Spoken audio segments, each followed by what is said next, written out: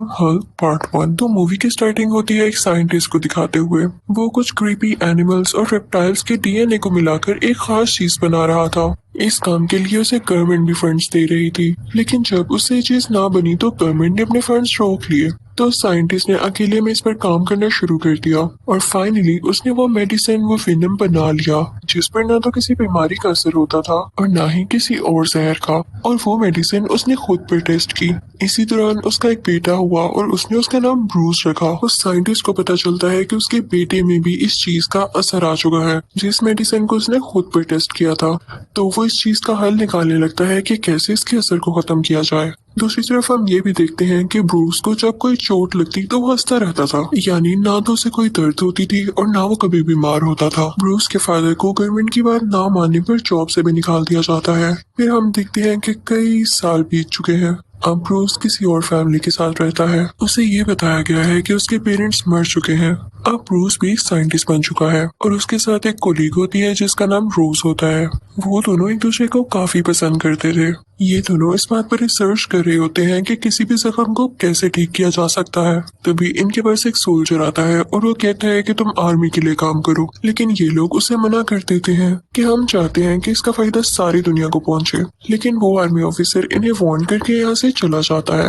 वहाँ ऑफिस में रोज को एक अजीब सा आदमी नजर आता है जो कि ब्रूस के ऑफिस में जाके उसका एक बाल उठा के अपने साथ ले जाता है। ये दरअसल ब्रूस के फादर थे, जो कि अभी भी जिंदा थे, और इन्होंने ब्रूस का बाल इसलिए उठाया था ताकि वो उसका डीएनए देख सकें। ऑफिस में रोज और ब्रूस जिन रेस पर काम कर रहे होते हैं, उन रेस की मशीन खराब हो जाती है। ब्रूस उसको संभालने की कोशिश कर रहा होता है, लेकिन वो रेस उसी पर पड़ जाती है। अगले सीन में हम देखते हैं कि ब्रूस को अब होश आ चुका है, क्योंकि जब रेस पड़ते ही वो बेहोश हो गया था तो उसे हॉस्पिटल ले जाया गया था। उसके पास रोज भी बेटी होती है जो उससे कहती है कि ये रेस तो काफी डेंजरस थी, तुम्हारी जान कैसे बच गई। वो काफी हैरान होती है, लेकिन ब्रूस रोज से कहता है कि रोज छोड़ो इस बात को, मैं बहुत इनर्जेटिक फील कर रहा हूँ, मुझे कहीं दर्द नहीं हो रहा।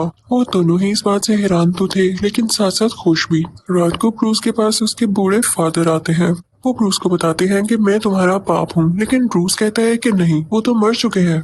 तो वो साइंटिस्ट यानी ब्रूस के फादर कहते हैं कि नहीं, आर्मी ने तुम लोगों से झूठ बोला और तुम्हारी कोलीग रूस उसी आर्मी जनरल की बेटी है जिसने मेरी रिसर्च को भी रुकवाया, और तुम जिस पर रिसर्च कर रहे हो वो चीज तुम्हारे अंदर है, तुम्हें और कहीं इसको ढूंढने की जरूरत नहीं है और ना ही तुम्हें किसी की मदद चाहिए। ब्रूस अपने फादर से कहता है कि मैं आपकी बात पर यकीन कैसे कर लूं, आप इतने सालों बाद आ गए हैं जबकि मैं रोज से कई अरसे से प्यार करता हूँ। अब रात हो जाती है और ब्रूस अपनी लैब में आता है।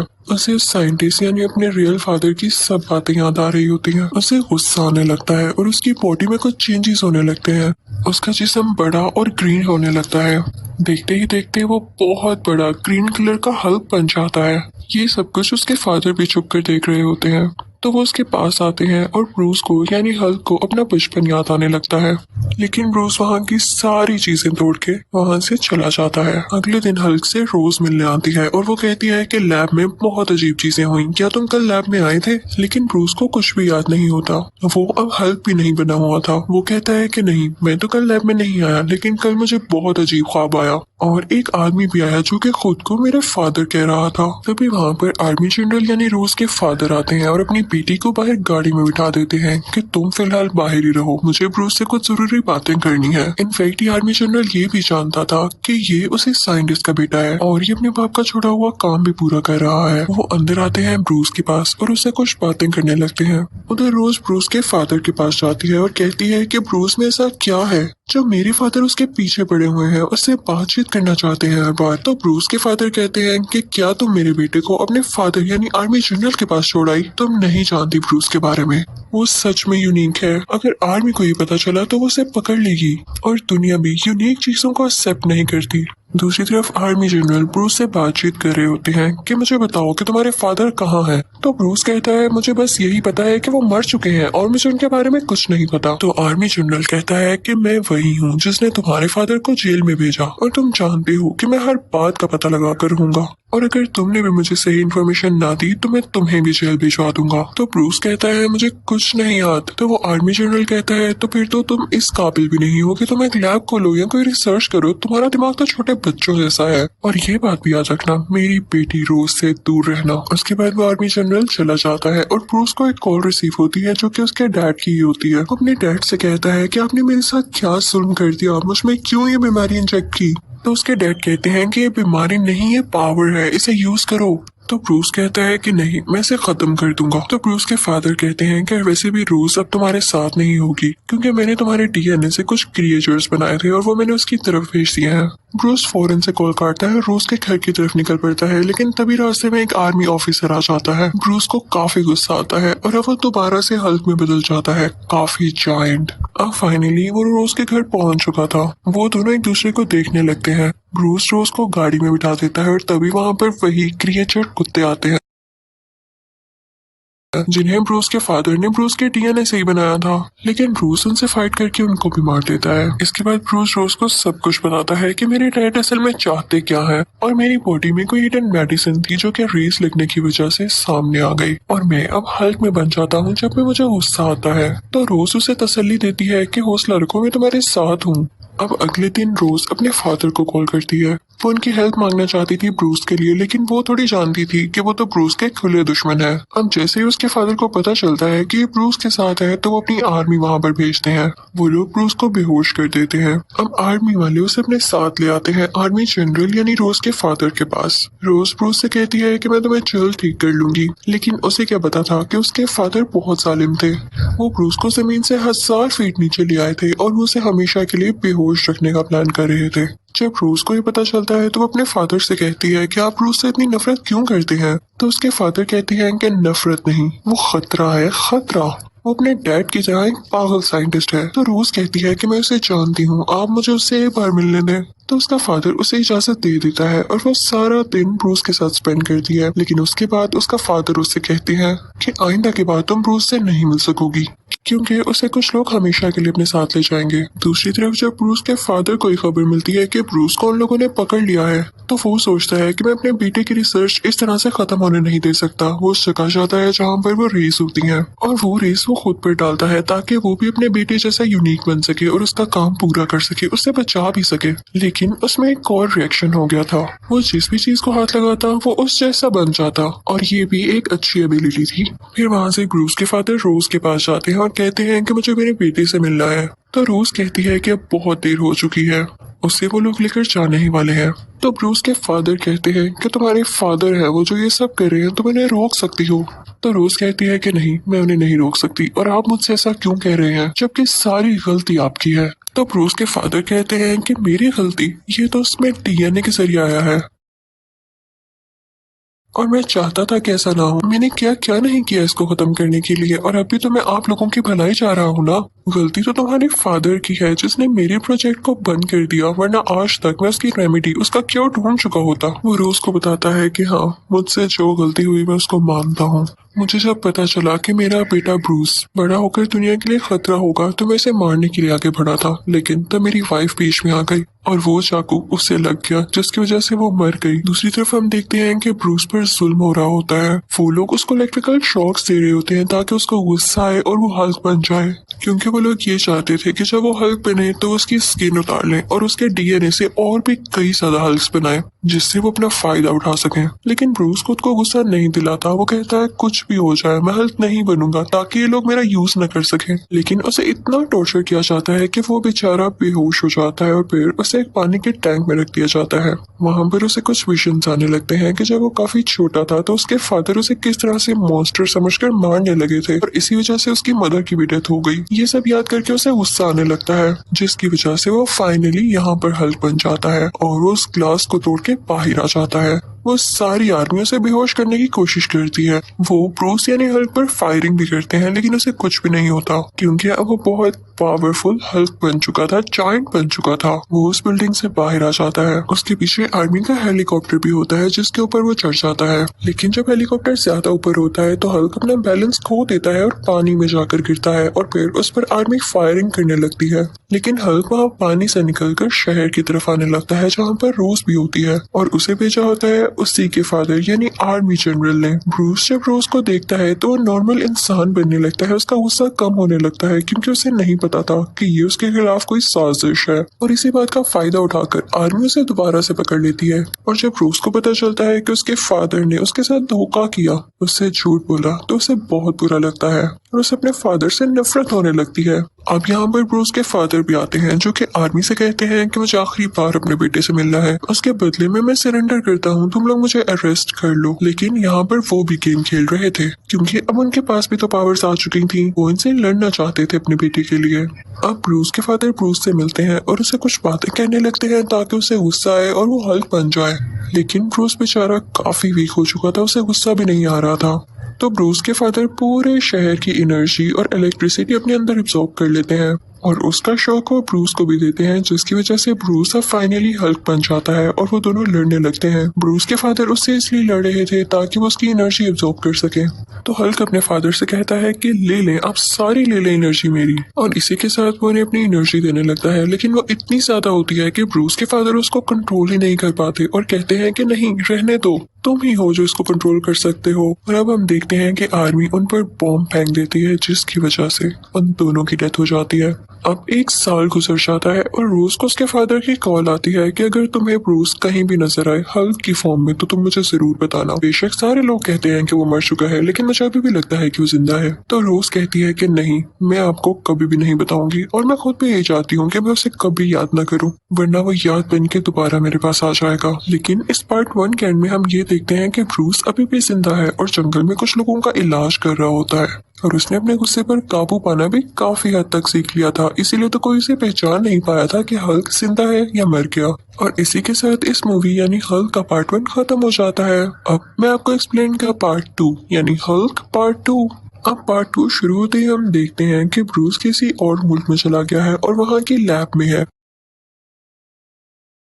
क्योंकि उसे रोज ने कॉल करके कहा होता है कि मैं तुम्हारा इलाज कर सकती हूँ, तुम इस लैब में आ जाओ। अब इस लैब में इस पर एक्सपेरिमेंट किया जाता है ताकि ये ठीक हो सके, हमेशा के लिए ब्रूस ही रह सके। लेकिन वो एक्सपेरिमेंट फेल हो जाता है और ब्रूस हल्क बन जाता है। उसे बहुत गुस्सा आता है कि ये कैसा मजाक है। वो सबको मार कर इंजर्ड करके वहाँ से आ जाता है और अब किसी और मुल्क में चला जाता है और अपनी इस गुस्से वाली आदत पर काबू पाने के लिए वो योगा क्लासेस ज्वाइन कर लेता है और साथ ही साथ वो ये भी ट्राई कर रहा होता है कि वो खुद को ठीक कर सके और हमेशा के लिए ब्रूस ही रह सके, हल्क कभी भी ना बने। अब ब्रूस जिस कंपनी में काम किया करता था वो बोटल्स बनाती थी। एक दिन काम करते हुए उसका हाथ कट जाता है और उसका खून एक बोतल पर आकर गिरता है। जब उस बोतल में सोडा फिल किया जाता है और उसे कोई आदमी पीता है तो उसे वो बीमारी हो जाती है जिसका इलाज अभी तक नहीं आया था। वो रिपोर्ट जब आर्मी जनरल के पास जाती है यानी रोज के फादर के पास, तो वो समझ जाते हैं कि ये जर्म्स या ये बीमारी तो ब्रूस से ही लग सकती है और वो जरूर कहीं ना कहीं जिंदा है, उसका पता लगाया जाए। और उसे पता चल जाता है कि ये बोतल्स किस मुल्क में बनती हैं। वो अपनी सारी आर्मी को वहां पर भेजता है ब्रूस को पकड़ने के लिए और यहाँ पर वो लोग उसको देख लेते हैं। ब्रूस को जब इस बात का पता चलता है तो वो कहता है कि मैं इनका मुकाबला कैसे करूंगा, और ना चाहते हुए भी उसे यहाँ पर एक बार फिर से हल्क बनना पड़ता है और उसके बाद वो उनका मुकाबला करके वहाँ से भाग जाता है ताकि उसे कोई पकड़ न सके इस बार। अब जिस आर्मी लीडर को रोज के फादर ने वहाँ पर भेजा था वो आर्मी जनरल को आके कहता है कि देखिए मुझसे तो वो पकड़ा नहीं गया, पता नहीं उसमें कैसी पावर थी, वो तो एक बिल्कुल जॉइंट की तरह था। तो आर्मी जनरल कहता है कि परेशान ना हो, मैं तुम्हें उससे लड़ने के तरीके जरूर बताऊंगा। अब दूसरी तरफ हम देखते हैं कि ब्रूस उसी मुल्क जा चुका है जहाँ पर लैब में उसे रोज ने बुलाया था। वो एक यूनिवर्सिटी में एडमिशन ले चुका था जहाँ पर वो रोज को भी देखता है।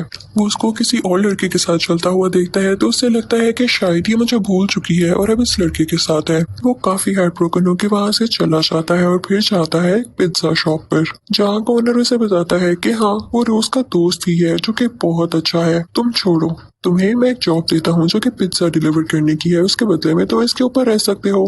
ब्रूस इंटरनेट पर किसी को भी अपनी आइडेंटिफिकेशन बताए बातें किया करता था, यानी कोई नहीं जानता था कि ये हल्क है या ब्रूस, बस रैंडम बातें। अब एक दिन ब्रूस को उसी यूनिवर्सिटी से पिज्जा का ऑर्डर आता है जहाँ पर वो पहले पढ़ा करता था। वो देखता है कि कंप्यूटर लैब में कोई भी नहीं है तो वहाँ जाकर अपना अकाउंट लॉग इन करने लगता है, लेकिन वो देखता है कि उसके नाम से रिलेटेड कोई भी इंफॉर्मेशन नहीं है वहाँ पर और ना ही रोज के नाम से रिलेटेड। वो उसी आदमी को मैसेज करता है जिससे वो इंटरनेट पर बातें किया करता था, वो उसे सब कुछ बताता है। ब्रूस जब वहाँ से वापस आता है तो देखता है कि उस पिज्जा शॉप में रोज बैठी हुई है अपने उसी दोस्त के साथ। रोज उसे देख लेती है लेकिन ब्रूस वहां से भाग जाता है। वो उसके पीछे पीछे जाती है, उसे वो कहीं पर भी नहीं नजर आता। तो वो वापस आती है और उस पिज्जा ऑनर से पूछती है कि क्या वो यहीं पर रहता है, मुझसे झूठ मत बोलिएगा। तो वो पिज्जा ऑनर कहता है कि हाँ, वो यहीं पर रहता है। अब ब्रूस शहर छोड़कर जा रहा होता है लेकिन रोज उसके पीछे आ जाती है और उसे कहती है कि रुको, मत जाओ।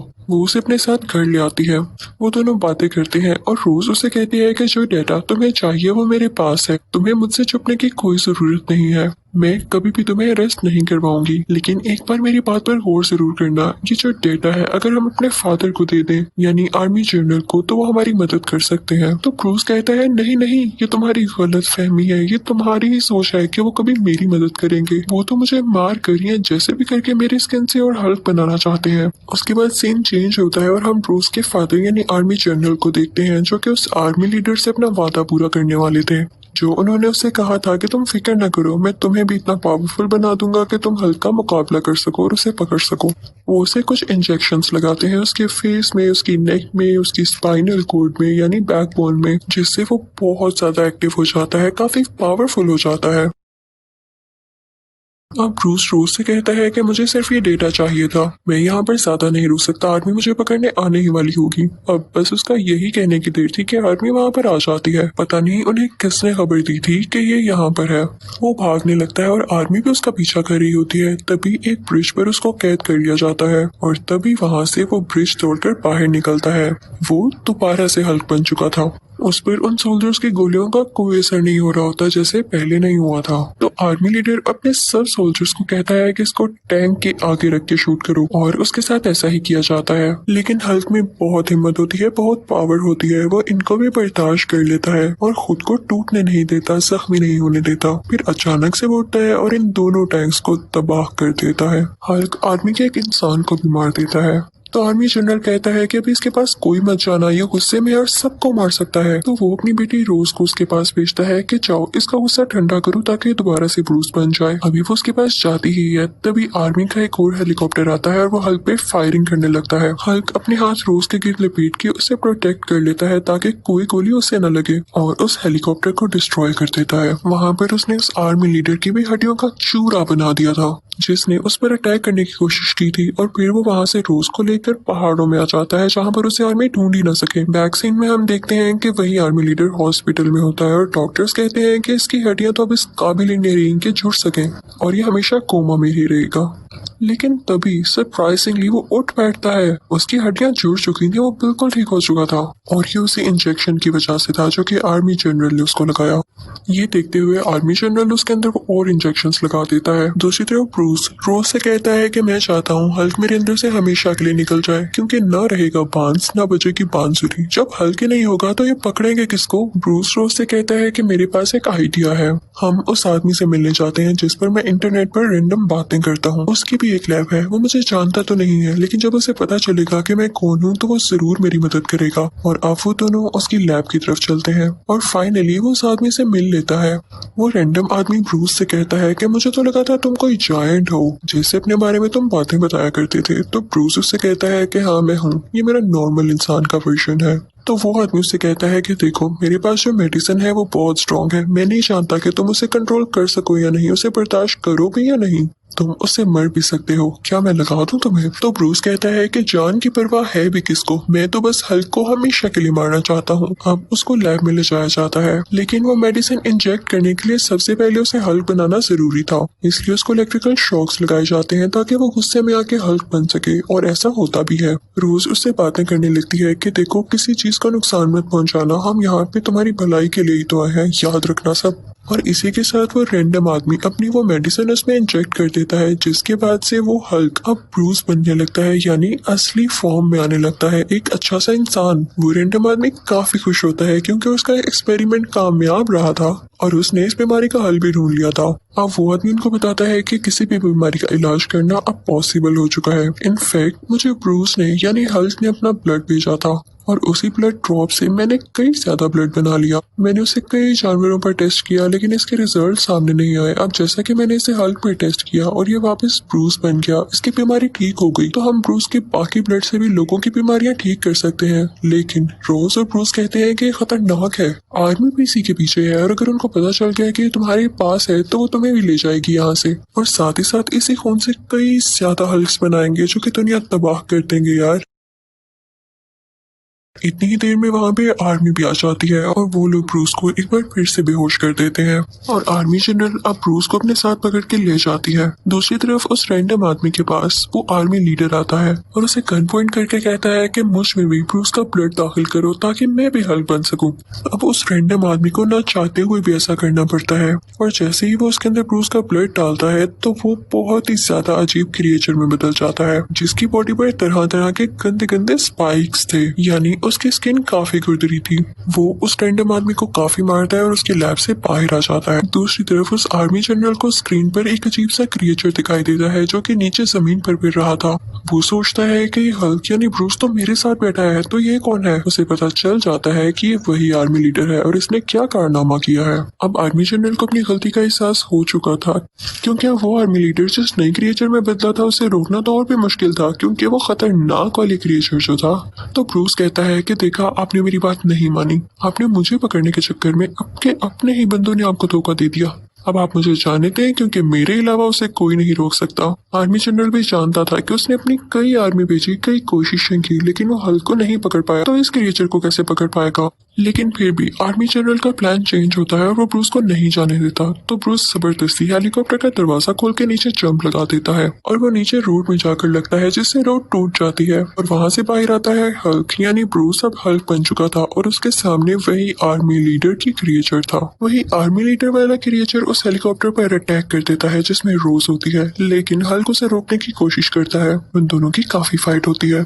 इतनी देर में हल्क देखता है कि रोज का हेलीकॉप्टर क्रैश होने लगा है और उसमें आग लग गई है। हल्क जाके फौरन से वॉक हो जाता है। फिर हल्क दोबारा से उस आर्मी लीडर वाले क्रिएचर के पास जाता है और काफी बड़ी बड़ी चेन से उसका गला दबाने लगता है और फिर उसकी चेस्ट पर अपना पाँव रख देता है और वो अजीब क्रिएचर वहीं पर बेहोश हो जाता है। तभी वहाँ पर आर्मी आती है जो कि हल्क पर फायरिंग करने लगती है, लेकिन रोज के फादर यानी आर्मी जनरल उनको रोक देते हैं। रोज उसके पास आती है और उससे कहती है कि मैं जानती थी कि तुम कभी किसी को नुकसान नहीं पहुंचाओगे और तुमने हमेशा से इस दुनिया को बचाना ही चाहा, मुझे मेरी गलतियों के लिए माफ कर दो। और साथ ही वो रोने लगती है तो हल्क उसे चुप करवाता है, यानी अब उसे इतना कंट्रोल था खुद पर कि वो हल्क बनने के बाद भी अपनी फीलिंग्स पर कंट्रोल रख सकता था और उसे अच्छे बुरे का पता था।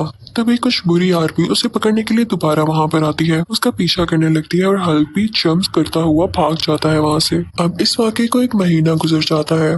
वो वहाँ भी योगा और कुछ एक्सरसाइजेस कर रहा था ताकि वो कभी दोबारा हल्क न बन सके और फिर अचानक हम देखते हैं कि उसकी आंखें ग्रीन हो जाती हैं। उसके मुंह पर एक स्माइल आती है, यानी उसने खुद को कंट्रोल कर लिया था। अब वो हल्क नहीं बन सकता था। अगर वो हल्क वाली पावर्स यूज करना भी चाहे तो बस उसकी आंखें ग्रीन होती थीं और बूम, उसमें वो पावर्स आ जाती थीं। तो ये थी उसकी सक्सेस और इसी के साथ ही इस मूवी का पार्ट 2 भी खत्म हो जाता है। Thank you for watching.